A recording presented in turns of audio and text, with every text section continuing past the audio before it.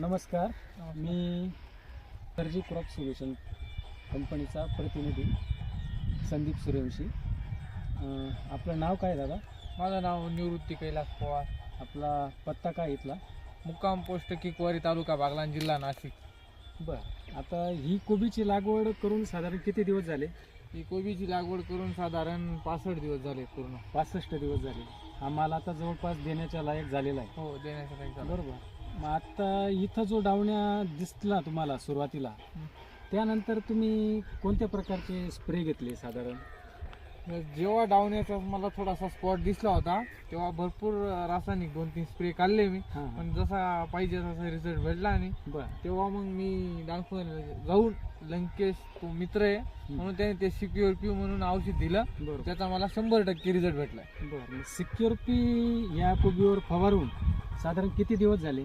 साधारण याला पहिला म्हणजे जेमतेम 45 दिवसाला घेतलेला होता. त्यानंतर दुसरा पुन्हा एक हात 10व्या-11व्या दिवशी रिपीट केला तुम्ही? हो, रिपीट केल्यानंतर हा जो आता दिसतोय डावण्या, हा पूर्ण ड्राय झालेला आहे, पूर्ण ट्राय झालेला आहे, पूर्णपणे थांबलाय आणि माल पण एकंदरीत सगळा तयार झालेला आहे.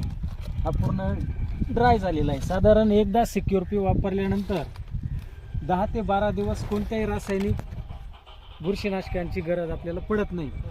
मग त्यानंतर सिक्युअर पी मारल्यानंतर लिग्नो कॉम्प्लेक्स त्याच्यामध्ये टाकून आपण तो स्प्रे घेतलेला होता. मग तो स्प्रे घेतल्यानंतर आजच्या तारखेला तुम्हाला डावण्या पूर्ण जळालेला दिसतोय. हो, डावण्या म्हणजे त्या दिवसापासून मी डायरेक्ट स्प्रेच मारलेला नाही, कशाचा स्प्रे मारलेला नाही. टेन्शन सिक्युअर पी मारल्यापासून तुम्हाला काही दुसऱ्या रासायनिक फवारणीची गरजच पडली नाही. बरं, मग भविष्यात तुम्ही पुन्हा कोबीच्या वर पडणारा डावण्या रोग बद्दल जास्त काही टेन्शन घेण्याचे काहीच नाही, काही टेन्शन काही टेन्शन नाही. बरं, धन्यवाद. साधारण शेतकऱ्यांना तुम्ही काय सांगू शकता? शक्य